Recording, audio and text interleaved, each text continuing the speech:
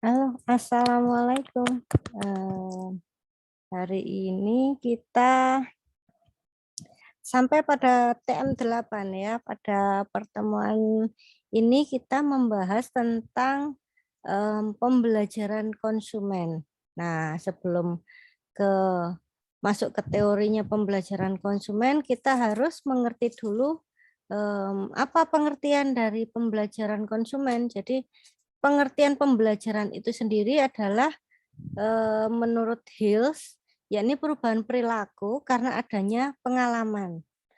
Kemudian menurut Schiffman Kano, pembelajaran ini adalah proses di mana seseorang ini ya mendapatkan pengetahuan dan pengalaman tentang pembelian. Jadi pengalaman tentang pembelian ini akan diterapkan pada perilaku pembelian yang akan datang. Nah, di sini dikatakan proses seseorang mendapatkan pengetahuan. Nah, proses mendapatkan pengetahuan ketika seorang konsumen berbelanja, otomatis ada dua hal yang menancap di dalam benak seorang konsumen ketika telah melakukan pembelian.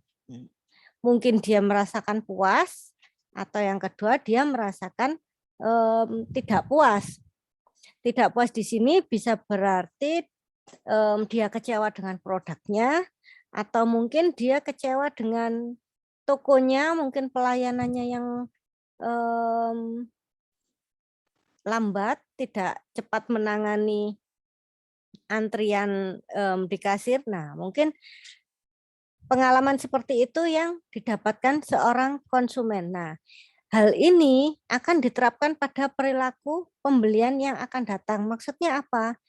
Ketika seseorang kecewa dengan suatu produk, otomatis dia akan melakukan pencarian pada merek lain atau produk yang lain. Nah, ketika seorang konsumen melakukan pencarian terhadap suatu produk, inilah yang dikatakan sebagai pembelajaran konsumen. Jadi konsumen melakukan pencarian informasi terkait produk, terkait harga, terkait tempat penjualan, mau belanja di toko online atau mau belanja di toko offline. Nah, seperti itu. Kemudian hal penting apa dalam pembelajaran ini?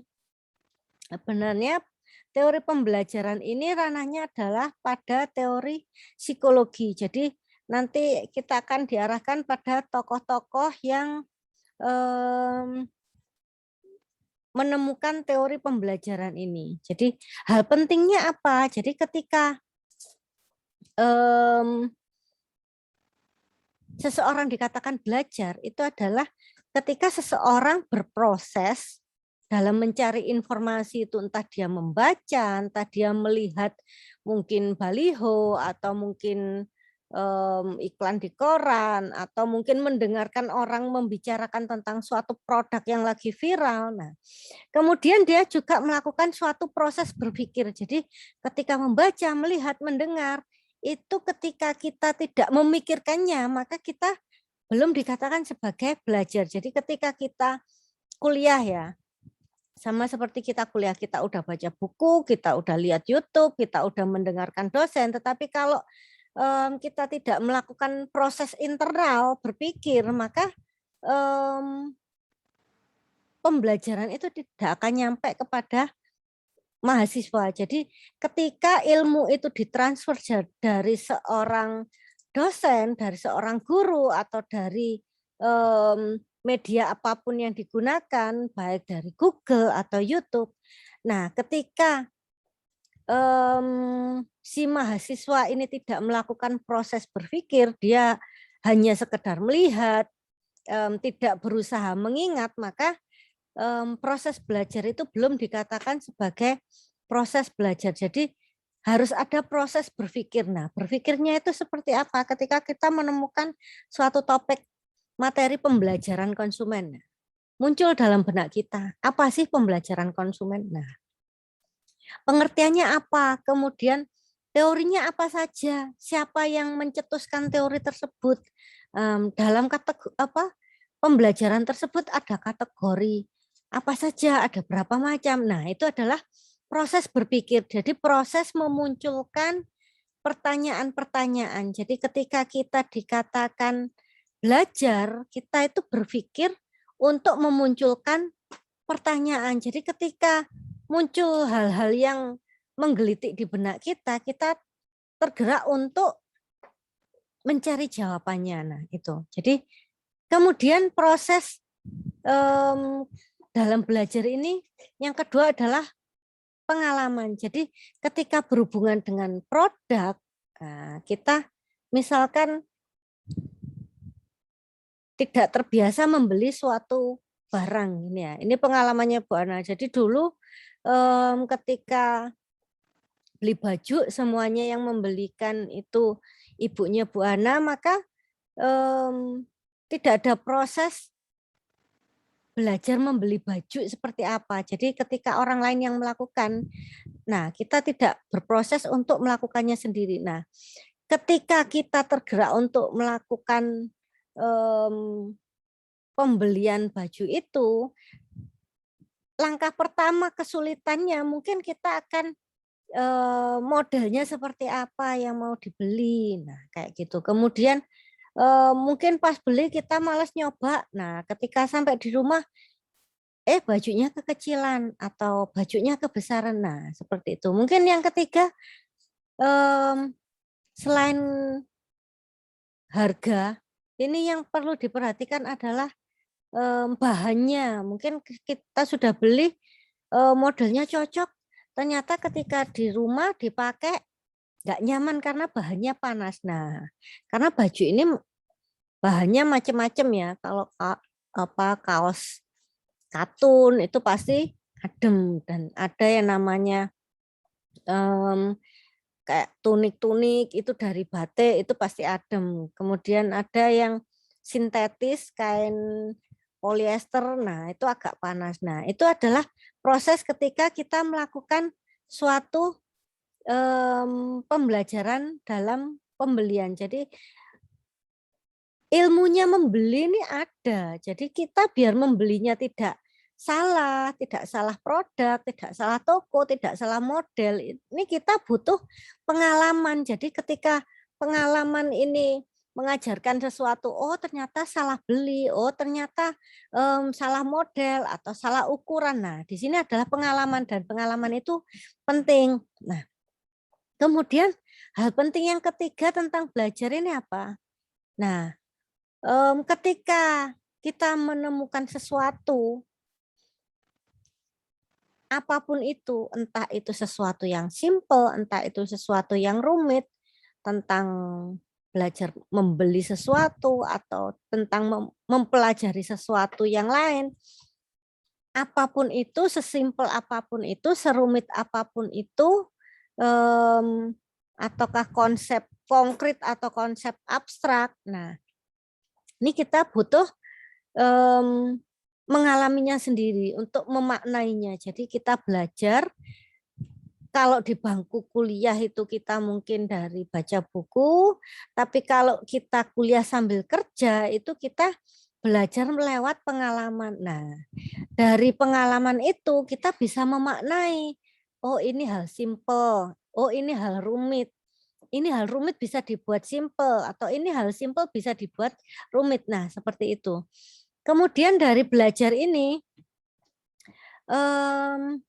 bisa berdampak pada perubahan perilaku belanja. Jadi ketika awalnya belanja baju itu salah pilih model, salah pilih bahan, salah pilih toko, salah harga. Nah, itu ketika kita telah melalui itu semua, maka kita dapat ilmunya, otomatis akan berdampak pada perubahan perilaku belanja. Nah, dan ketika kita sudah menjadi pembelanja yang lebih pintar, maka hal yang kita ketemui adalah kepuasan karena tidak terjadi salah harga, salah ukuran, salah model, salah bahan. Nah, itu tadi, maka akan berakhir dengan kepuasan. Oh, gambarannya baju yang bagus belum tentu kalau kita pakai pas. Nah, itu adalah mencari hal yang pas dengan karakter diri kita, karakter pribadi kita. Nah, itu akan mendatangkan suatu kepuasan. Kemudian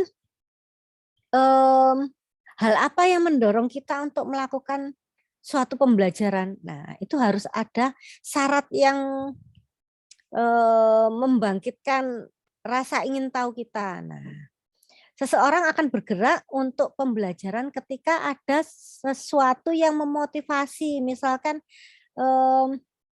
lihat temennya, oh bajunya bagus. Mungkin lihat temennya, oh wajahnya glowing. Nah, pembelajaran apa yang dilakukan setelah lihat temennya itu tadi bajunya bagus, wajahnya glowing. Nah, mungkin belajar pakai skincare apa. Padahal skincare itu kan banyak. Sedangkan kalau dicoba-coba semua takutnya malah wajah kita yang rusak. Nah, kita bisa melakukan tanya langsung kepada teman kita. Nah, itu adalah hal-hal yang memotivasi. Nah, kemudian isyarat.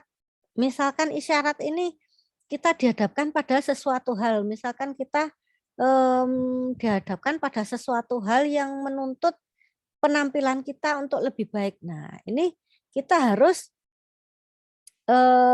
melakukan sesuatu. Jadi ketika kita sudah termotivasi, misalkan termotivasi untuk baju yang bagus, terus skincare yang cocok. Nah, ini isyaratnya kita harus melakukan sesuatu. Mungkin kita bisa langsung membeli, mencoba sendiri, membuktikan apakah benar yang di produk yang dipakai teman kita itu memang sesuai dengan wajah kita. Nah, seperti itu. Kemudian respon. Kalau kita sudah memakai, pasti ada respon. Nah, respon ini apa?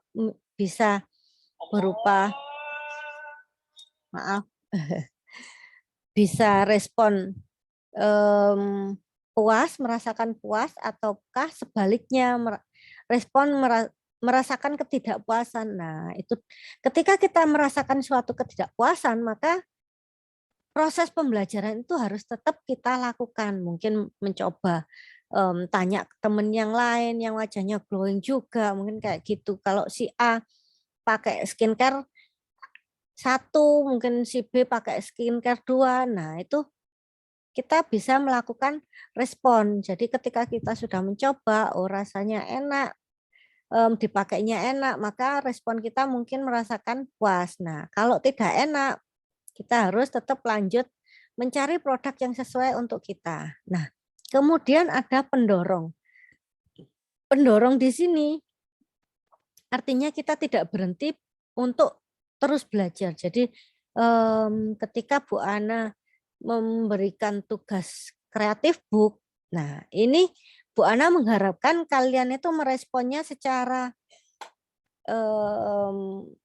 lebih dari sekedar respon baik ya, tetapi respon yang bikin apa ya, tugas tapi yang tidak berasa dikasih tugas gitu. Jadi tugas yang membuat membangkitkan rasa senang ketika mengerjakannya. Nah, itu adalah respon yang diinginkan oleh Bu Ana ketika memberikan tugas kreatif book. Ngobrolin soal kreatif book. Nah, ini kemarin yang banyak yang kerjanya bagus, estetik, kemudian juga urut antara materi 1, 2, 3, tugas-tugasnya juga dikerjakan semua, kemudian sampai TM7 ya, materi 7. Nah, cuman yang mungkin luput dari perhatiannya itu tentang jurnal yang di-share itu nggak di-print. Nah, maunya Bu Ana itu kalian print, entah itu materi dari online yang diberikan Bu Ana, itu kalian print, kalian taruh di buku. Jadi misalkan kalian nanti cari referensi judul apa yang biasanya diambil oleh MSDM. Nah, itu kalian punya gambaran. Oh iya, pernah diajarin Bu Ana materi ini. jurnalnya ini. Nah, kayak gitu. Kemudian, bentar, Pak Ana geser dulu. Aduh. Lanjut ke 3 konsep. Konsep ini ya. Maaf, bentar. Sebelum ketiga konsep, kita ke kategori proses belajar. Jadi kategori belajar itu ada berapa sih? Oh, ada 2. Ternyata ada kognitif dan proses belajar berupa perilaku. Jadi kalau kognitif ini adalah proses mental di mana kita membayangkan suatu produk, kemudian mencari informasi. Nah, ketika proses belajar kategori perilaku ini ketika kita melakukan pembelian atau kita melakukan uji coba. Kalau beli mobil test drive, nah kayak gitu. Nah, dalam perilaku ini yang terjadi adalah reaksi konsumen. Nah, tadi Mbak Na udah cerita reaksi konsumen apa? Ada puas, ada tidak puas. Nah, ketika tidak puas harus dilakukan proses belajar yang terus-menerus. Kemudian ada berapa macam proses belajar? Di sini ada pengkondisian klasik, ada proses belajar instrumental, kemudian ada belajar vikarius. Nah, apa saja yang dimaksud dengan pengkondisian klasik, kemudian proses belajar instrumental, kemudian pembelajaran vikarius. Nah, kita bisa lihat ke Google ya. Jadi sebelum ke pengkondisian klasik, ini ada 3 konsep. Jadi saya jelaskan dulu sedikit tentang 3 konsep ini. Dalam pengkondisian klasik itu seorang marketing, dia melakukan 3 proses ini. Jadi proses yang harus dilakukan ketika mempromosikan suatu barang. Apa yang dilakukan? Ya namanya promo ya berarti harus mengulang-ulang promonya sama kayak iklan. Kenapa sih iklan itu kok ditayangin terus-terusan di TV tiap jeda berapa menit, 15 menit film, iklan lagi, 15 menit film, iklan lagi. Nah, ini adalah suatu pengulangan. Jadi masyarakat, penonton itu diajak untuk melakukan pembelajaran terhadap suatu produk. Jadi padahal kita males ya lihat film kemudian diganggu ada iklan-iklan seperti itu. Jadi mau nggak mau kita itu diajak untuk belajar tentang suatu produk dengan cara pengulangan yang dilakukan secara terus-menerus.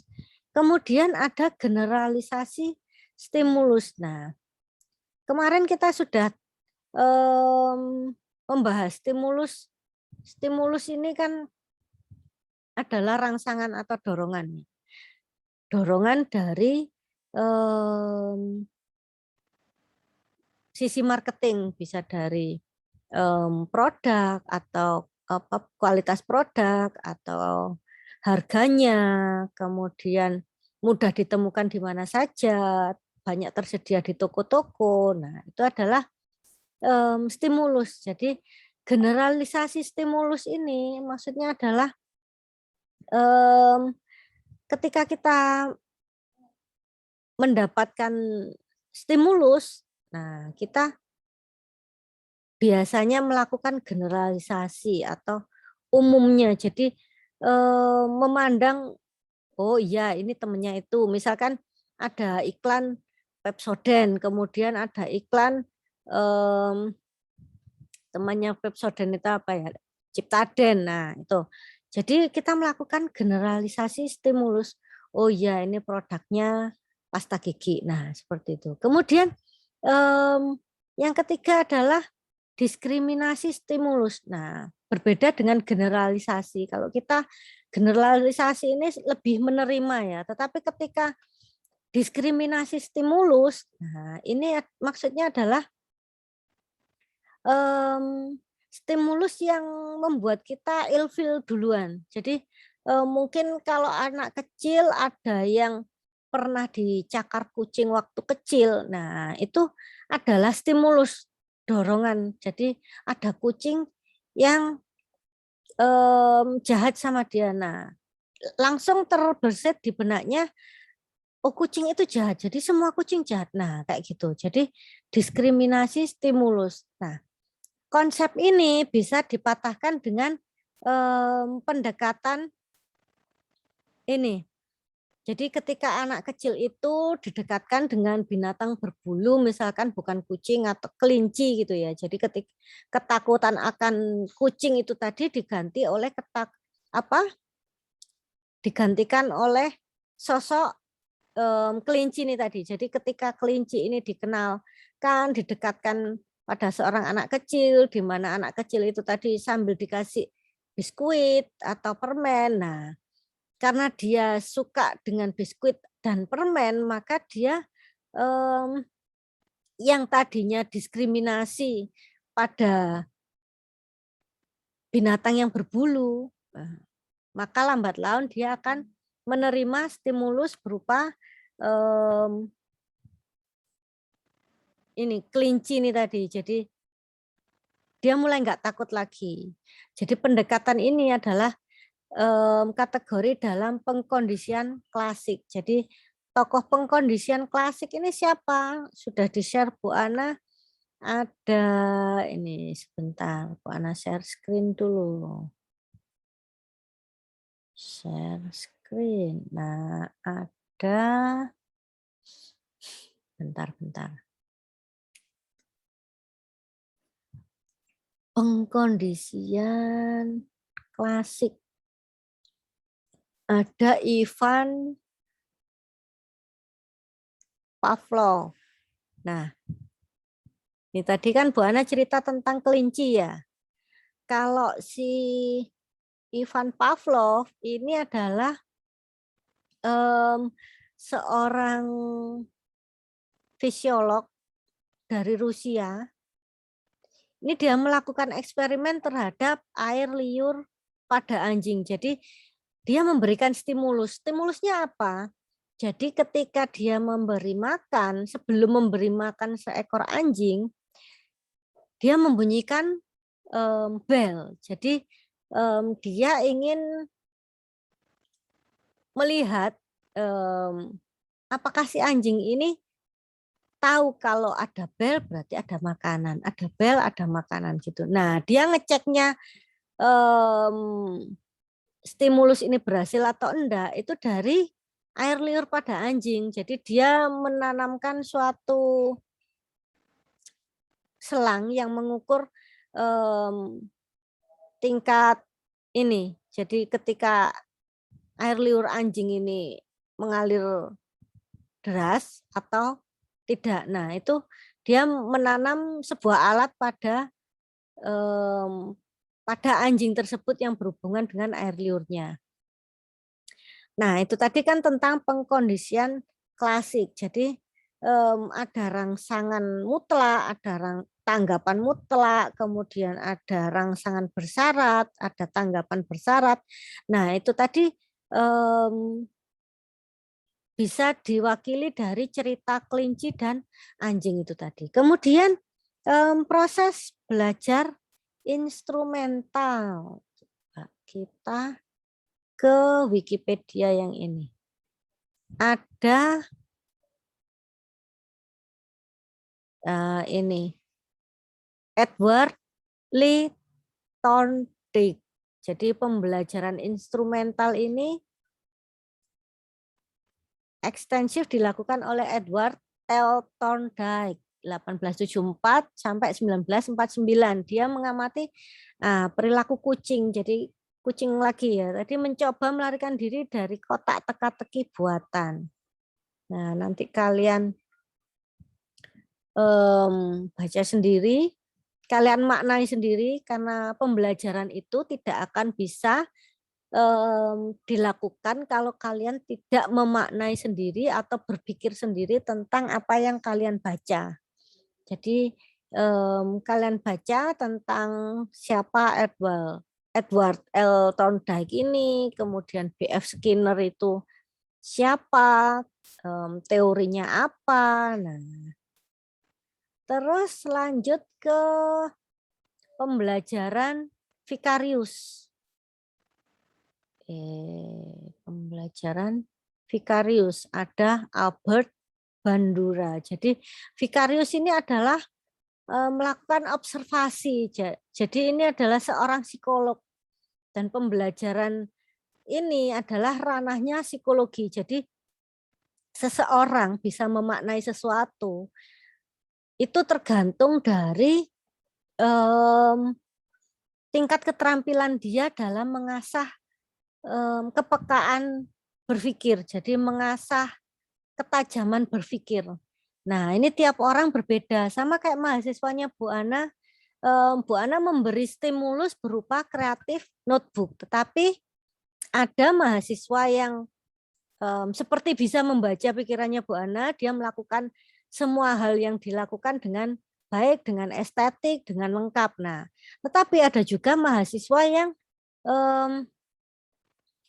melakukannya tidak lengkap, nah tidak kreatif. Nah, itu tergantung dari kemampuan mahasiswa masing-masing. Jadi Bu Ana tidak bisa menyalahkan juga karena kalian basicnya itu bermacam-macam. Ada yang pintar, ada yang enggak seberapa pintar, ada yang butuh penjelasan lebih baru ngerti. Nah, ada yang butuh dijawil temennya, butuh dijawil Bu Ana dulu baru ngerti. Nah, seperti itu.